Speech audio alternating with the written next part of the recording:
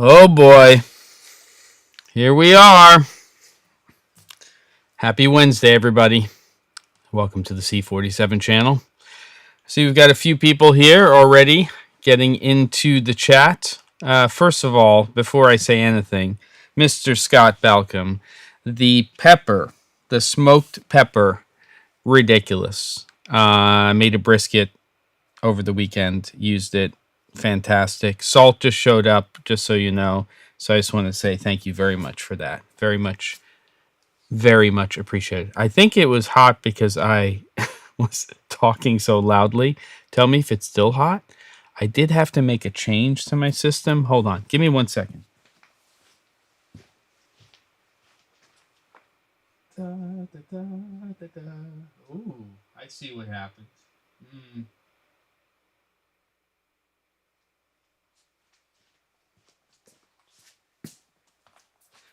Somebody bumped the Mix Pre 6.2. Nobody's mentioned it to me. And by somebody, I mean me. Welcome. All right. Ono Coffee, DJ Circuitash, Travis, Scott, Pat, Wilder.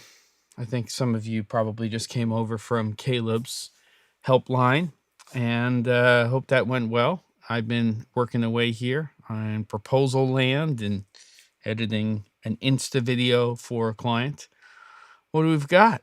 That wasn't even English. Ona says, anyone else going to be at Cinegear New York? I wish I was. A lot of my friends will be there, but I'm going to be here on the left coast, hanging out and seeing if there's any announcements at all. I don't know if I'm expecting there to be, with NAB right around the corner. It's a hard call in terms of that. All right. Wilder is shopping for a big softbox. Is that because you were hanging out with the with 60-inch Caleb? I'm talking about the softbox here, guys. Keep your head out of the gutter. And hopefully my audio is now no longer hot. Brandon, I'm ready and raring to go as well. Today we're just going to kind of do a chatty chat. So I'm going to be here for questions. We're going to talk about cameras. We can kind of do our own helpline here. Pat's got tickets to NAB. Excited about that. And yes, Caleb is alive and well. I did hear from him after last week, if anybody knows what we're talking about. And audio is wonderful. Yes, I don't know what happened, but there was a bump there. I was doing some things for some remote production, and they had a Mix Pre 6.2 as well. And I think probably what happened is I turned the pot for channel 1. It was up by 5 dB, and that would do it because usually my levels are pretty good. What else we got? The schedule looks interesting. What schedule? What are we talking about here in the chat? Hope the event is good. Oh yeah, the event for Cinegear. I don't know what you're laughing at, Scott.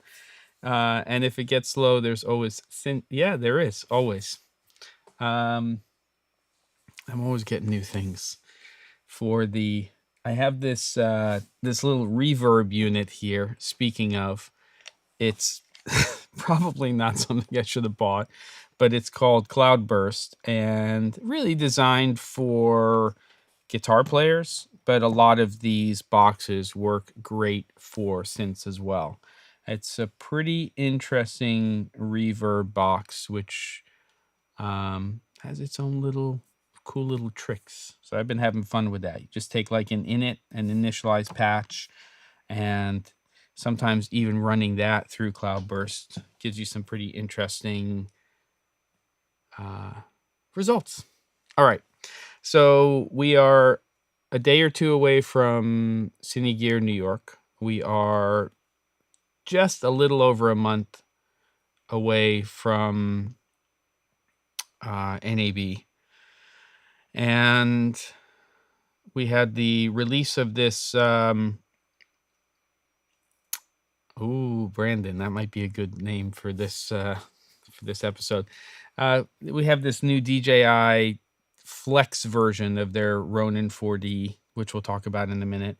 But yes, interesting on the menu. Well, right now in the fridge, marinating is a, a pork loin, which is probably not the best cut of meat, but I was in the supermarket. It was on sale. I just picked it up. It has essentially al pastor rub on it. And then it's marinating in pineapple juice with a little bit of chicken, like bone broth, barely, just to cover it. And that will get seared off in a cast iron pan. And I'm going to put those juices back in. And then separately on the side, I'm going to do red peppers, onions, just sort of simple salt, pepper, maybe some garlic powder. And that's just going to get mixed up. Then we'll do black beans, cilantro, sour cream, cheese, shredded cabbage, radishes, the stuff. Yeah, do you think it's gonna be okay, Scott? I mean, you can definitely marinate pork in pineapple juice. I'm just wondering texturally, is it gonna break it down too much? It can get really weird when you use acid. Pork can hold up. I think chicken gets weird. Uh, for sure, seafood, unless you want it to essentially cook in the acid and do like a ceviche. But when you say gonna go hard on that meat, is it gonna be yeah, I think so. It'll break it down, but that's okay. I'm gonna sear it. I'm gonna put it back in. I'm just gonna put it high heat, kind of like a fast braise. Um, no cholesterol rising. This is a very lean piece of meat, this pork loin. I have never tried a smoked apple pie, and that sounds delicious, by the way. Scott, maybe.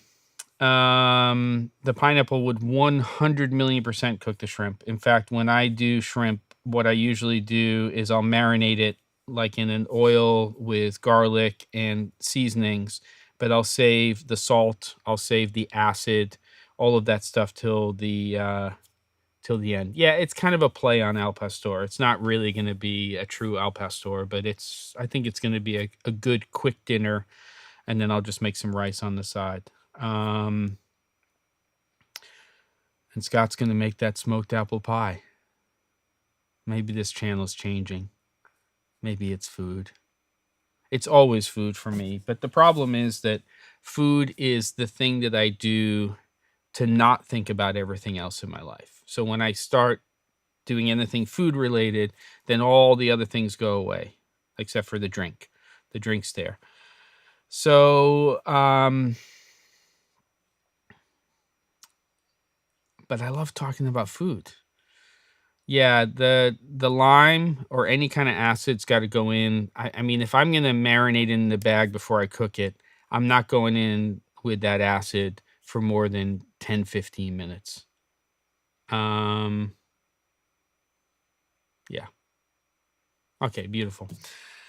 So, so have we chosen smoking meat and not World War II history? World War II history. History of the World Part 2 is on right now in Hulu.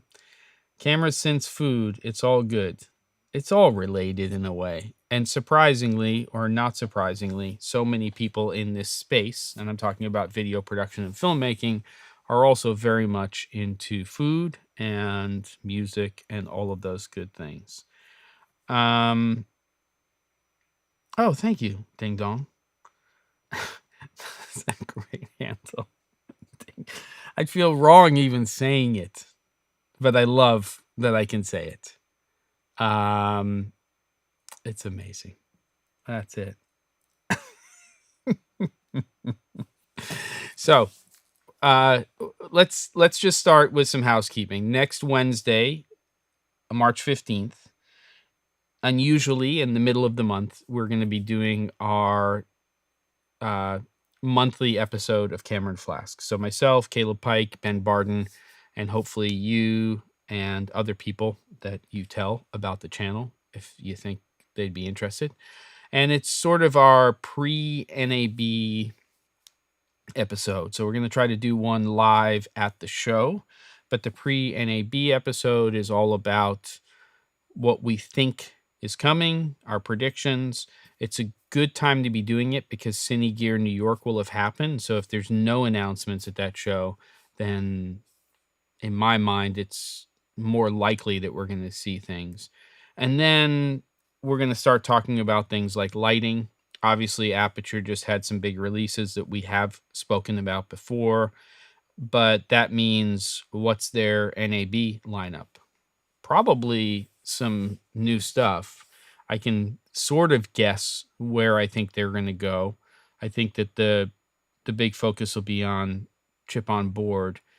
And there's definitely some things that they need to do in that space, in my opinion. So we'll talk about that next week. So March 15th, 3 p.m. Pacific time. Um, let's see what happens. Yeah. Okay. Let's see what we got. And at the C47, if you have a question for me or you want to make a comment that you want me to just pull out virtually from the comments and reactions, as they call it in the Ecamm Live app. Let's see. Please do, Scott. I mean, it's going to be up. You can use it. Ooh, that was not the right thing to say. This upcoming Cameron Flask, we need to nail down our meetup time and place. You're right, Brandon, we do. And generally, it's in between the Central Hall and the South Hall in that outdoor space. And we just need to figure out what day it's going to be. Brandon, please bring that up next Wednesday so we can figure it out. Rhubarb and Cod. These names. Ding Dong, Rhubarb and Cod. DJ Succotash. My partner at DJ Succotash said we're talking food. Are we talking food? Hey, all. We can be 100% talking food, especially with a handle like Rhubarb and Cod. I love cod, by the way, but I would say I lean more towards halibut and haddock, both also firm white fish, but there's nothing wrong with cod. And here in Oregon, we get fresh rockfish almost all year round. That is wild, fresh, delicious, and fish and chips with rockfish is pretty dang good. But you know what's even better? Because tilapia sucks. Let's just be honest. Tilapia is an awful fish. I'm not saying they're mean spirited as a collective, but it's garbage fish. And rockfish tacos, ridiculous.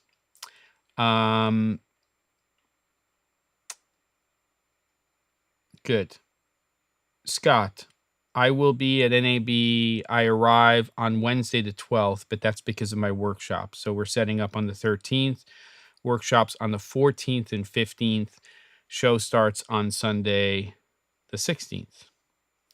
All right, let's see what we got. I'm looking here. We've got some stuff going on. I suspect announcements at Cinegear. No announcements, but NAB is going to be fun. I agree. And then, of course, Deity has something with a Sony camera, side of a Sony camera coming out tomorrow. So I'm interested to see what that is. And just watched that Amarin video, DJ Sarkatash says, on their new fixtures. You see it, a lot of story there. I did not, and I don't know what you mean by story. I did, though, look into that 200XS fixture that Scott has actually reviewed. And this dual blue light spectrum thing seems really interesting to me. It'll be interesting to see how that goes upstream when it comes to the aperture fixtures and how they deal with that, because right now they're on an RGBWW kick. So are they going to do something with the dual blue and just have X versions of updated COBs with plus minus green control? Are they going to do some other things? I think it's pretty easy to see where they're going, but I guess the other question is, who else is going to get on board with the RGB ACL approach? So, Scott, to finish that, I will be there through, I leave on the 19th, which is in the morning. I never stay for the last day of the show, and I want to get out of Vegas by then. It's been a week. Yes. What character have I added to the background, Wilder? It's a female Asian like character. It's not. I don't think it's supposed to be like Bruce is famous. Bruce is really famous, but that character I think is just generic character. But I needed something else. So if I had two people in the frame, let's see. Not on NAB, not on Sunday, please. I fly in on Sunday. Well, they changed it a couple of years ago. The show used to start on a Monday and would go through Thursday. Now they started on Sunday and they go through Wednesday. So that's just the way it is. And I think they've locked that in as sort of a standard now. Any chance Fuji adds waveforms and shutter angle to the X-H2S? No idea. Would love it. That would be nice. In fact, I'm going to be using the XH2Ss in my sessions at NAB, though I might ask Caleb to bring his FX30 as well, so we can throw that up and look at that. I'm very interested in that camera. David says, Deity and Sony, question mark, where? It's just social post, and it's kind of the tease of isn't Thursday here already, blah, blah, blah. There you go. Okay. Ono says, like lobster, in 60 years, tilapia will be a luxury food. Ooh, I sure hope not. It makes me... Bleh. Dual blue is a cool catchphrase for just different LEDs. Yeah, kind of, Scott. But if the...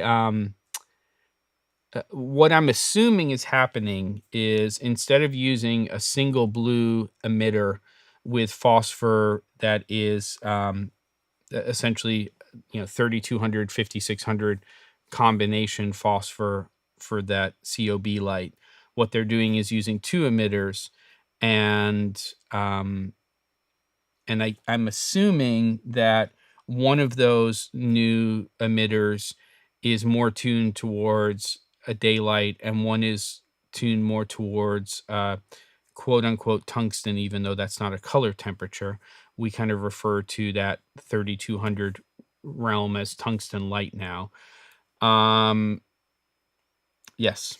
So that's what I think is happening.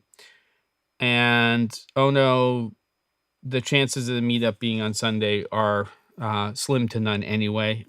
Most likely it'll be Monday or Tuesday is what I'm thinking. So we're hearing it, and maybe Monday's the day. I'll check with, well, we'll talk about it next week on the 15th. What else do we have? Do we have questions about equipment or anything like that? That's all fair game. Today's really just a chat. So there's no me moving over and doing setups or anything like that. It's just talking shop, answering questions. We can talk about food. We can talk about music. We can talk about cameras and lighting and audio and all of that stuff, which will be great. David says, I ordered one of those Ulanzi bicolor lights and just got it today. Fun little light. Yeah, for 30 or so US dollars, I think they're pretty cool little things. Harrison, hot take, the Ronin 4D, even in lowercase, the Ronin, just to let's be real here. The Ronin 4D will be abandoned. Don't get me wrong. It's a cool camera and can do things others can't, but it's priced too high. And the fact that most cine lenses are too heavy kills it for pros. Yeah,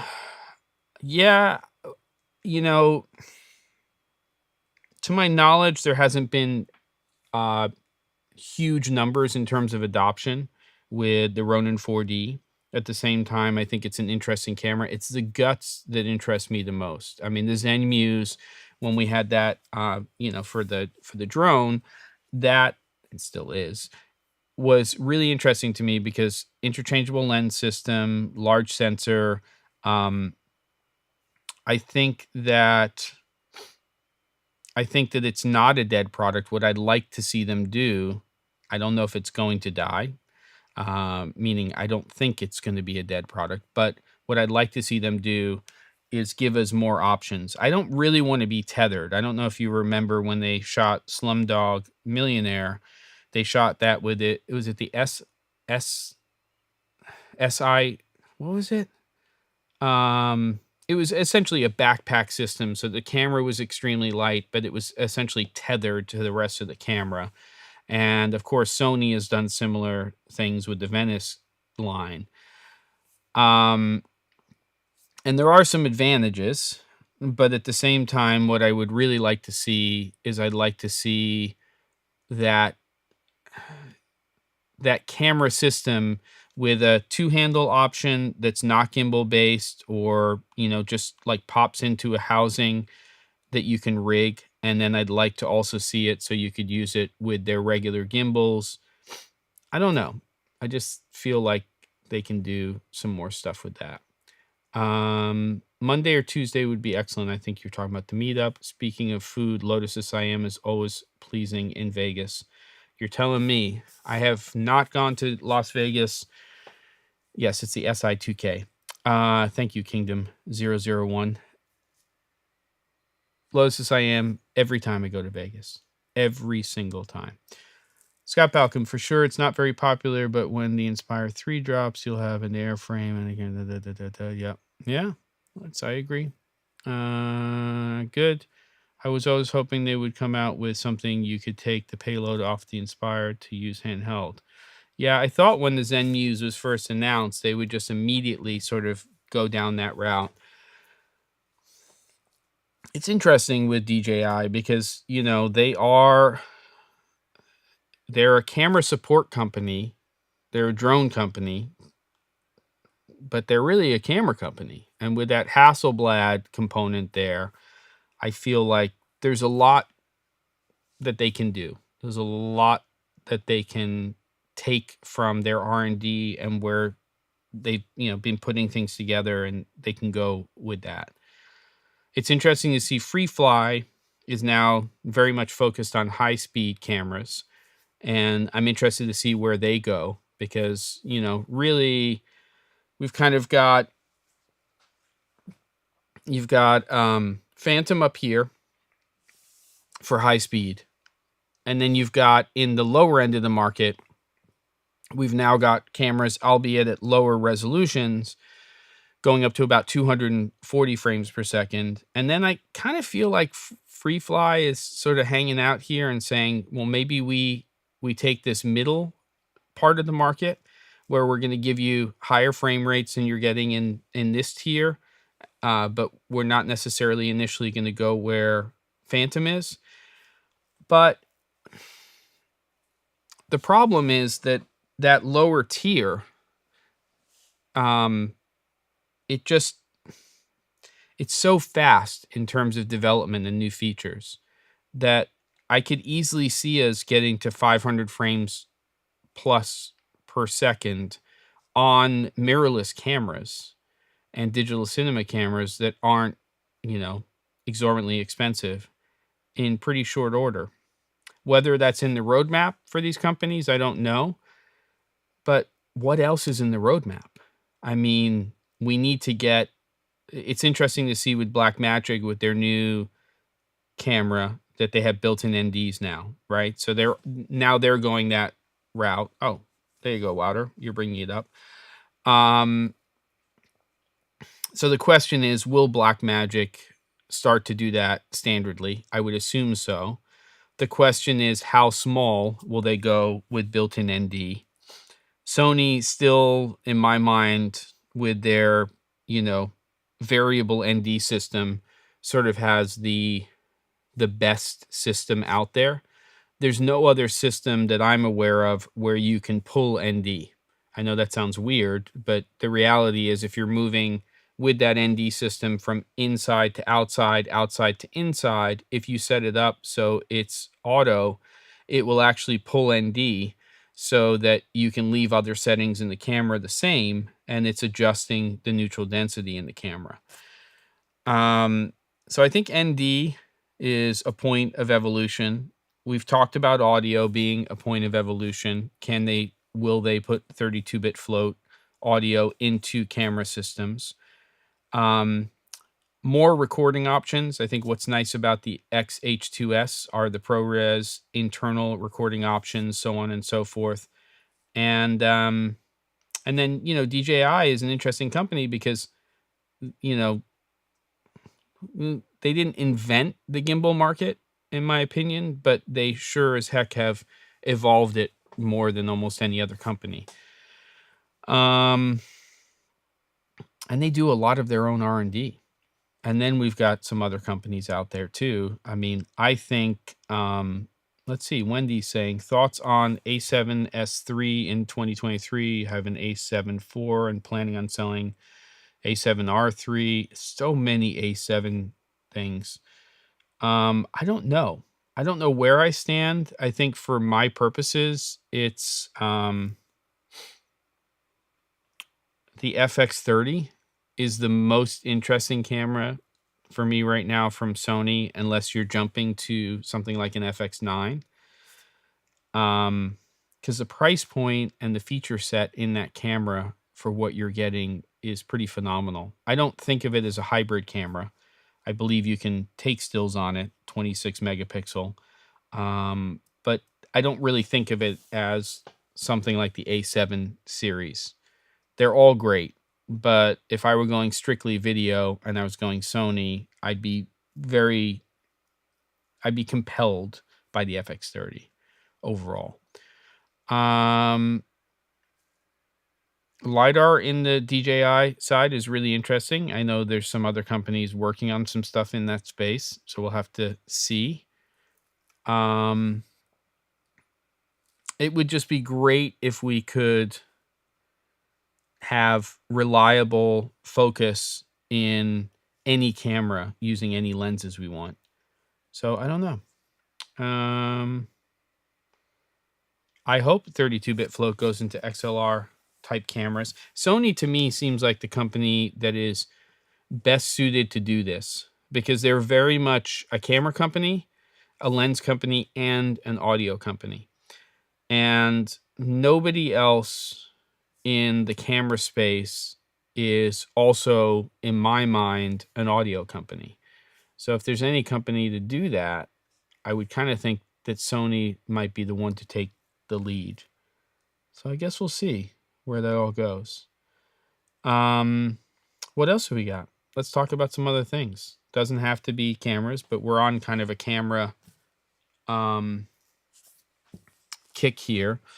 When I was in Florida, we shot for three production days, and that was an OG Alexa Mini, and it was an Alexa Mini LF. So we used those two cameras for the production. What's great about Alexa is it's a big camera system to build out, even the minis, compared to a lot of the things that we're using. But it's an incredibly simple camera to use when it comes to production. So, and the dynamic range is fantastic, so on and so forth. So I do enjoy using those cameras, and I enjoy the picture they produce more than anything else. Let's see. It was terrible. Luckily, I was using the wireless Go 2 and was able to use the transmitter recorded audio. Whew. Gotcha. But I know we've talked about this in the past. I don't use that feature in the wireless Go 2, but people have had some issues with that not being 100% reliable in the past too, haven't they? I don't know.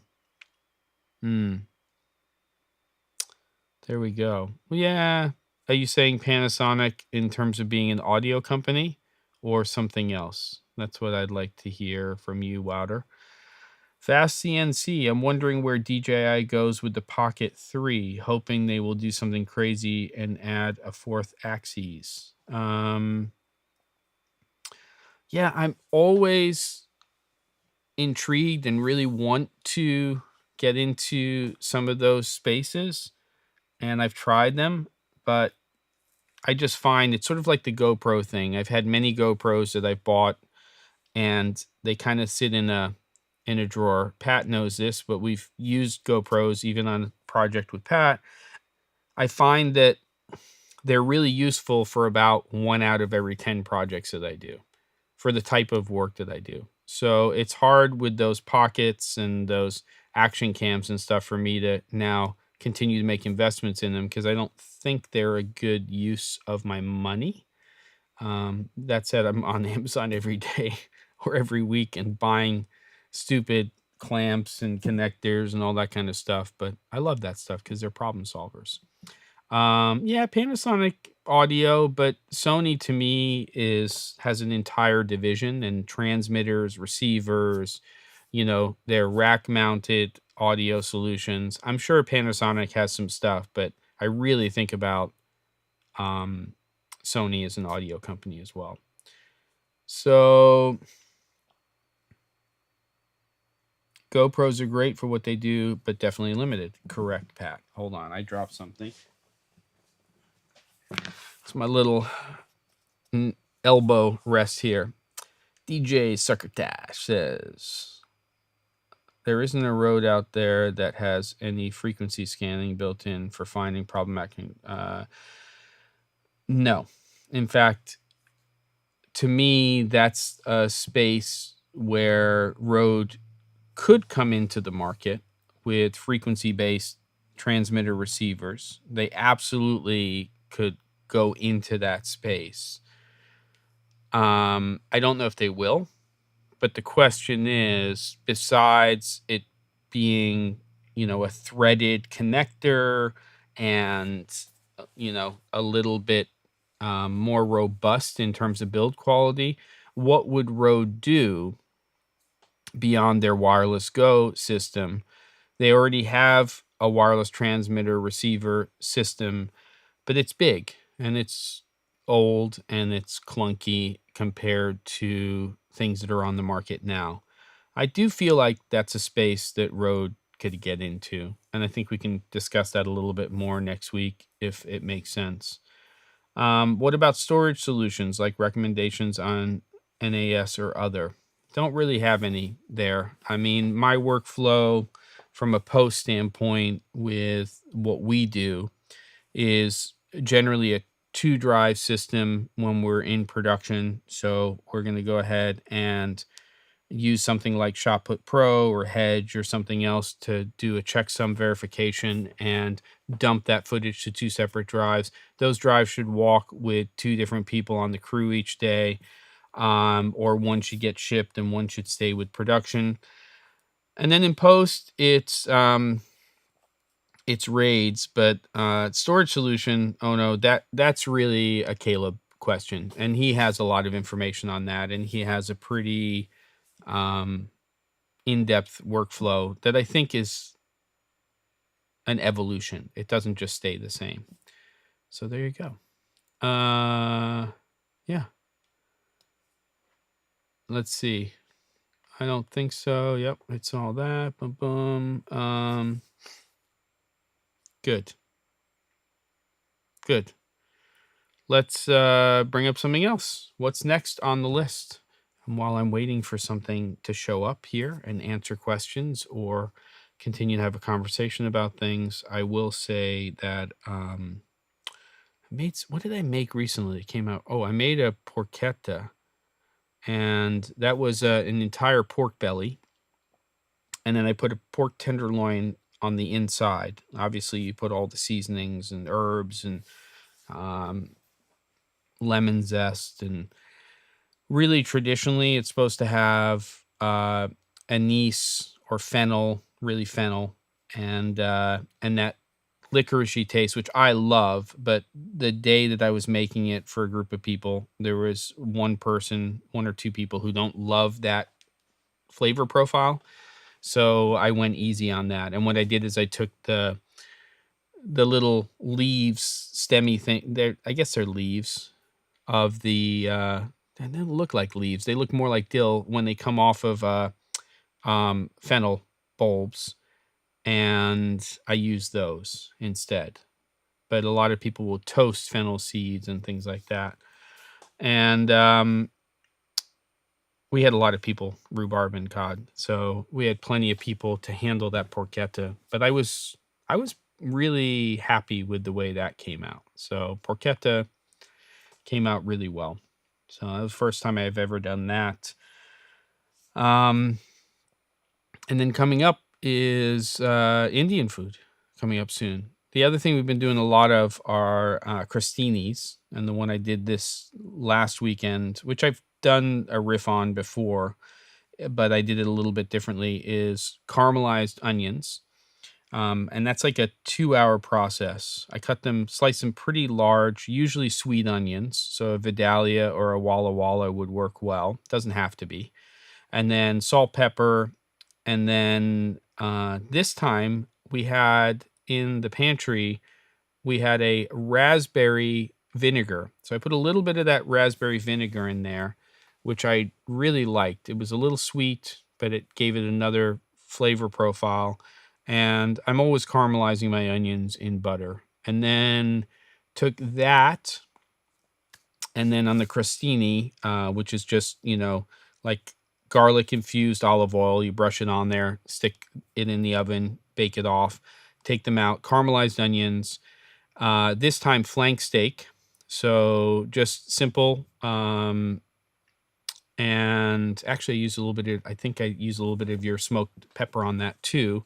And then that just sears in the pan, cast iron, and then into the pan goes butter, red wine, rosemary, and garlic. And then you just baste it and then let it rest and then very thinly slice and put that on the crostini. There you go. If you want fennel, it grows wild around my place and we can get rid. I like fennel. I don't know if I want too much of it. Is it like bamboo? Is it it sounds like it's invasive. Like it goes everywhere. But I do like fennel for sure. And we're planting the garden again for this summer. Yeah, and then other crostini. I mean, crostini is so easy. We're kind of doing a tapas thing. You take it was a crostini with goat cheese. It was a fig based, I think it was fig and apple jam, which was insanely good. And there was something else he put on it. It was so good. Those were delicious. And yeah, I have never tried vanilla salt. I've tried a lot of other flavored salts and ones with, why am I going blank? Truffle salt and things like that. Yeah, it was good though. So share recipes. I'm down to hear about things, but definitely rhubarb and cod and DJ Sarkatash go for that porchetta.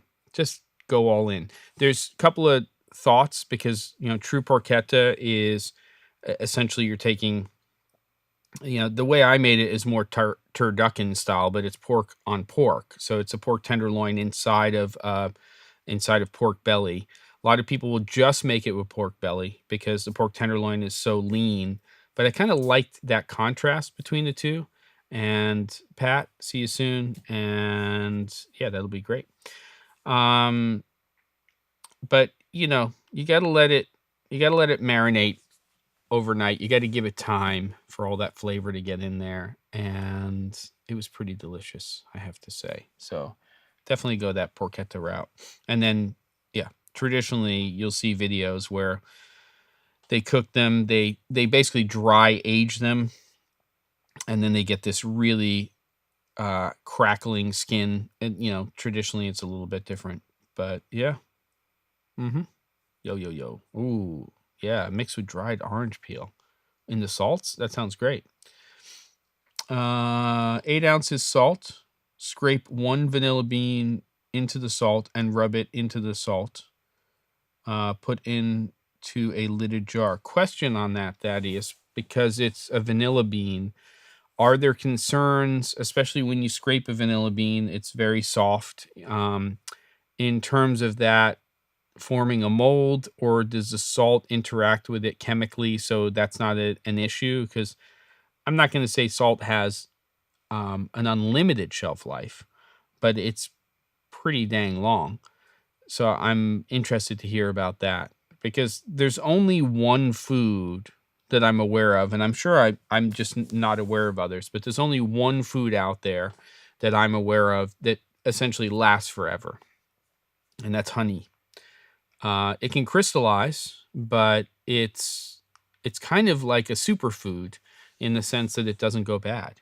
So I don't know. And Thaddeus has not had any issues with mold. Had it for over a year. I like. What else are we talking about? Where else can you talk about stuff like this? I think salt shelf life is millennia based on the natural deposits. It's forever, right? It's pretty much. So maybe it's salt, honey. I wonder how long peppercorns can last. The thing about peppercorns, I mean, salt can also absorb moisture, which is one of the reasons that they put rice into salt shakers, especially in regions or at times of the year where there's a lot of humidity. But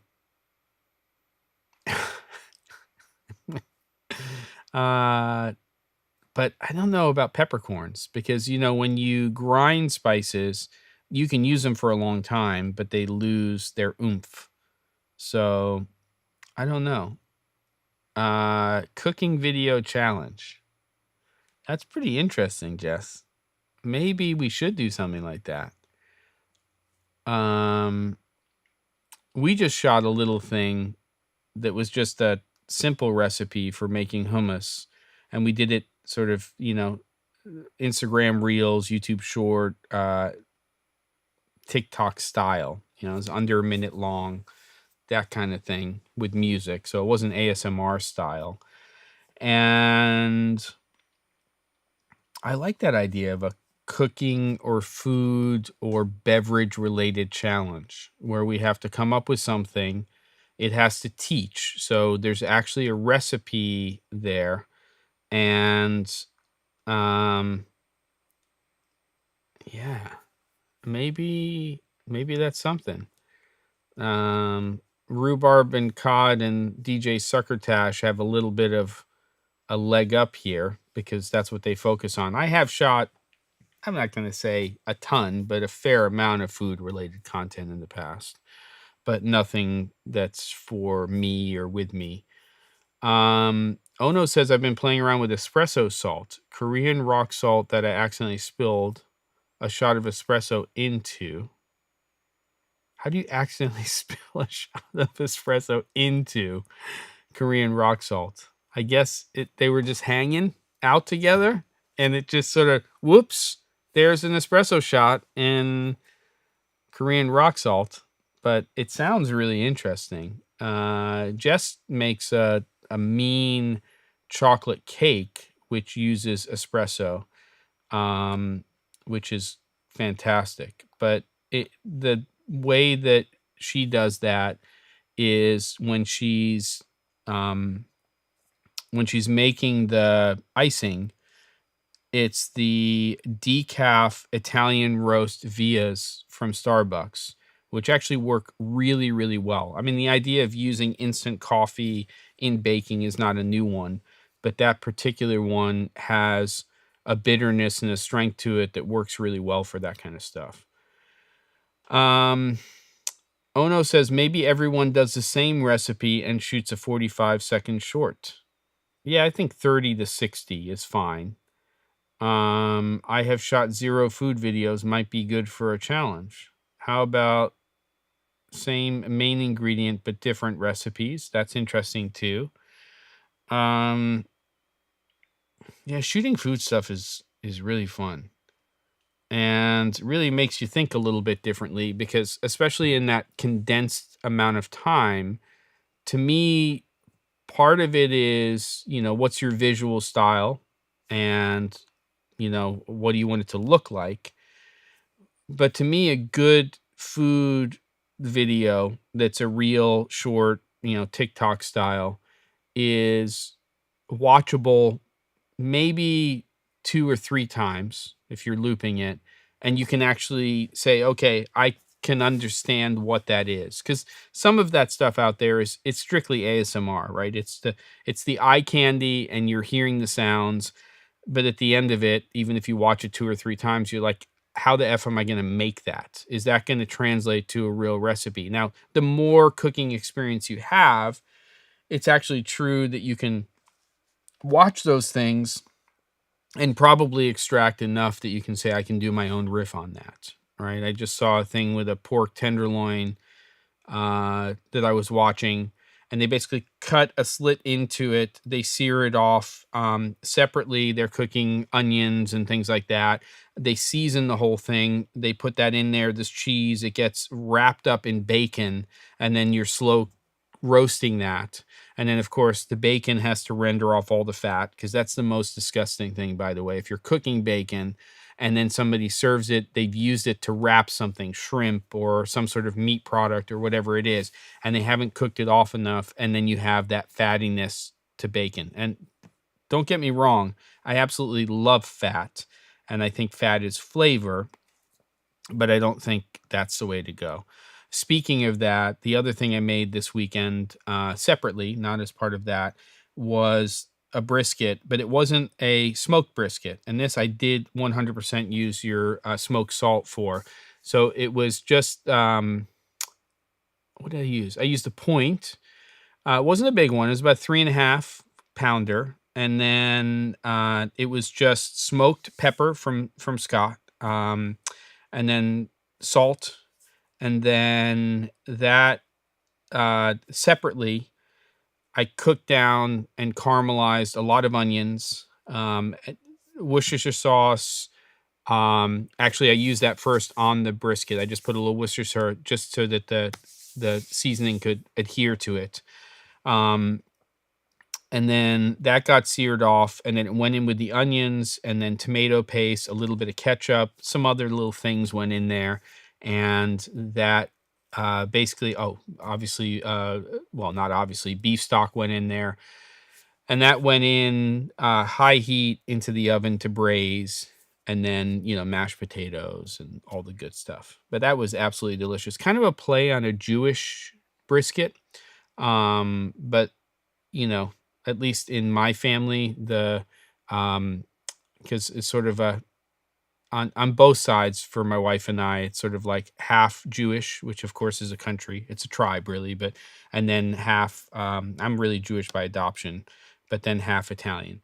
But the thing is, there's this sort of hack where you take onion soup mix and ketchup and so on and so forth, and you put that in and you wrap it up in foil and you put it in the oven. It's still delicious, but you can definitely elevate that. All right. Sorry, I went off on a tangent here, and now I see what we've got here. Scott wants to play. I want to know how many people actually make anything from TikTok food-wise. No idea. And I'm not, that app's not on my phone. I'll tell you that much. Not that I love the meta stuff either. I mean, you got to dig deep in those settings to not essentially allow everybody. The standard terms are, you put an Insta reel out, and if you don't turn off stuff for sharing and remixing, anybody can just take your content and use it. And don't even get me started on the use of music on those platforms and how screwed up that is for the artists. We won't talk about that. You get the idea. All right. Rhubarb and cod. Yes, it's tricky to figure out how to condense the full recipes into something watchable but still informative. Yeah, I agree. And it's how you cut it, how long things are up for each of those steps of the recipe, what you can put in terms of a title. And it's tricky business, but it's kind of fun. I've done a couple of drink mixing videos. David, that's cool. And I think that would qualify too. Haven't done any food content since my live daytime talk show days, Harrison says. I say ignore the TikTok attention span viewers. I do too. Do you have any criticisms of the smoked salt and pepper? I haven't used the salt yet. I don't have any criticism. I mean, it's smoked pepper and it tastes delicious. So there's not a lot to complain about there. I'm sure you could smoke it with different woods and it would take on different flavor profiles. Would it take on enough of a different flavor profile? I guess the thing for me, Scott, is I was actually more drawn to using the smoked pepper in a non-smoked recipe than I was in saying, okay, let me break out my pellet smoker and start to make a recipe there, because I kind of feel like if I was using a fresh, crushed, pepper, which I do, like large, um, meaning not like pretty coarsely ground is what I'm trying to say, and kosher salt and so on and so forth. I feel like I'm going to impart a smoked flavor into that product anyway. But for me, what's interesting is using that smoked pepper in dishes like that brisket that I made over the weekend. And that's not a smoked recipe, but there was a quality of flavor in there because of that smoked pepper that definitely, I think, elevated that dish. So I hope that answers the question. Joshua Weissman is a good example of how to do that right. Quick, entertaining, well shot and edited, and you can follow the recipe pretty well. Cool. I'm gonna have to check that out. Let me take a screenshot so I can go back to the chat, but sometimes it's easier to do that. Just checked out your channel. Love your thumbs. Yeah, send me the link to your channel. I want to see it. Agreed on Joshua. He was complaining about TikTokers complaining about his videos were too long. Hey, you got to learn, right? I mean, if you want to learn how to cook, then you got to teach people something. Or if you want to teach people how to cook, you got to actually teach them. So I have no meta on my phone. I know I do, but I don't love it. We did up a combo brisket, smoking it on the Weber kettle, but sitting in a braised bath. Turned out great for the holidays. I completely suck at making shorter cooking videos. Yeah, it's hard. Even the hummus. By the way, I make hummus without... Oh, good. Thanks, Scott. In non-smoke recipes. Well, then I did the right thing, or at least what my instincts told me to do. What the hell was... Oh, hummus. So I don't generally make hummus with tahini. It's not that I don't like sesame taste, and I love it in Asian food. There's something about hummus without tahini that I really like. So what we do is take, obviously, tinned or canned chickpeas, garbanzo beans, reserve the liquid from one of those cans, set it aside, drain the others. So let's just say it's 3 cans of chickpeas, regular size tins. And then there's a lot of thoughts, but the skins on the chickpea, if you blend those, they tend to make your hummus a little gritty. If you want it to be really smooth, what I would recommend, and I've tried a lot of things, the baking powder or baking soda in water and boiling them, this and that. I just take all of those garbanzo beans, put them in a large bowl, and it's a warm water. And what you do is you rub it between your hands and the skins start to come off. You're not going to get 100% of them, but you do that 2 or 3 times, and then the skins will just come off out of the water. And then when you blend it, it will be so much smoother. So then you do that. Then you can put either roasted garlic, or you can take garlic and just cover it with like a wet paper towel and just whack it in the microwave for 20 or 30 seconds. What that does is it takes the bitterness out of it, or you can use just raw garlic. And then I like to add extra virgin olive oil, that reserve liquid from 1 can of the garbanzo beans, salt, pepper, and then for me, harissa seasoning. So not the paste, but the seasoning. And then I'll usually do 1 to 2 teaspoons, maybe more if you want it to have a little kick. And that combination blended along with about the juice of 1 lemon makes a kick-ass base for a hummus. You could obviously add the tahini in there. I hope that made sense overall. But basically, getting the skins off of it is key. Good quality olive oil is key. To me, harissa seasoning, as long as you're not allergic to anything in it, really is a nice way to have spices inside of it, but also add a little bit of heat. So I think you should do a salt and pepper mix too. That would be good. But obviously, if people buy both products, they could do that. And there you go. The smoker I have is a pellet smoker. It's not a Traeger. What brand is it? It's a known brand, but it's not like the really, really expensive one. I actually got it at a Buy Mart. Works great. The only thing that I hate about a pellet smoker is the auger, because the auger is what pulls those pellets into the actual smoker itself, and you have to clean that thing out. And I wish there was a fast option for the auger where you could just, like, empty the entire it's not a bucket, it's there's a name for it, and I know the name, but I've just gone blank.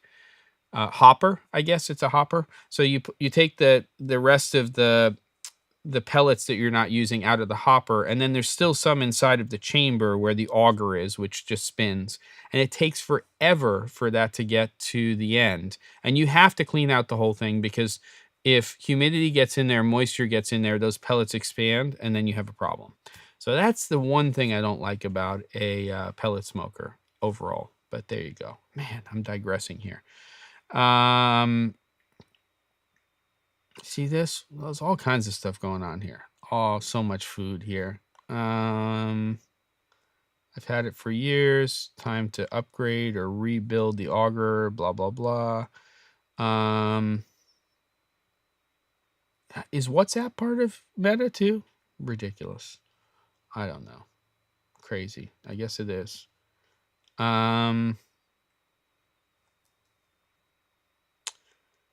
It's a good hummus, DJ Succotash.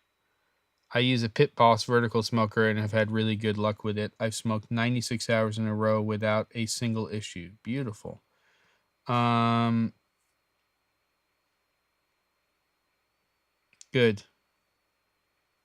Good.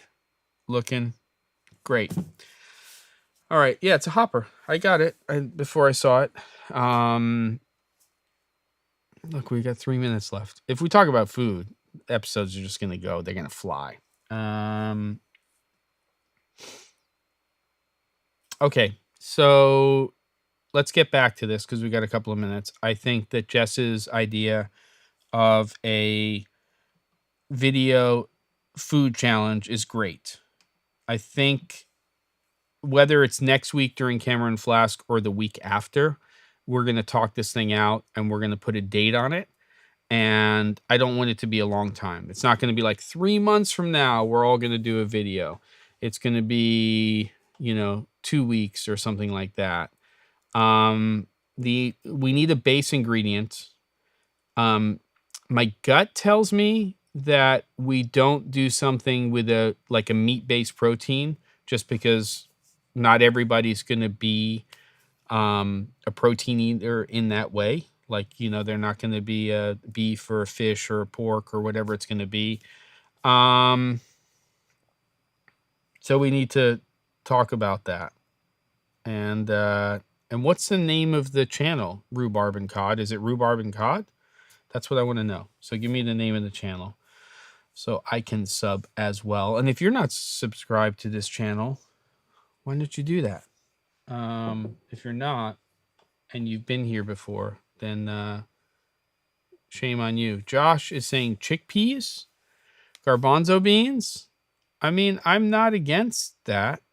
But then I'm just going to make the hummus recipe, which kind of defeats the purpose. But it's a very interesting ingredient, I have to say. It's very versatile and used in a lot of other stuff. Any equipment or technology aspect to the challenge? Well, I think what I'd love to do is say, maybe we're only shooting this on smartphones or something like that. But maybe not. I don't know. Rhubarb and cod as our base ingredients. Well, first of all, I will tell you, I absolutely love rhubarb. When I was a kid in Scotland, what we would do is we'd have a bowl of castor or just, regular, what do you call it? Granulated sugar. And then we would have rhubarb, which is very bitter, especially when it's not cooked down with sugar and stuff. And you would dip that in the castor sugar and then you would eat it. Absolutely delicious. iPhone with the panny lens. Yeah, right.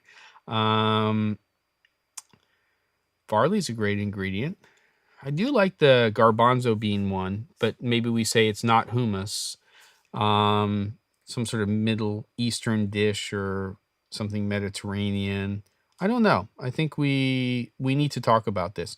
Offline, if you want to send me something to contact@thec47.com, that'll come right to me.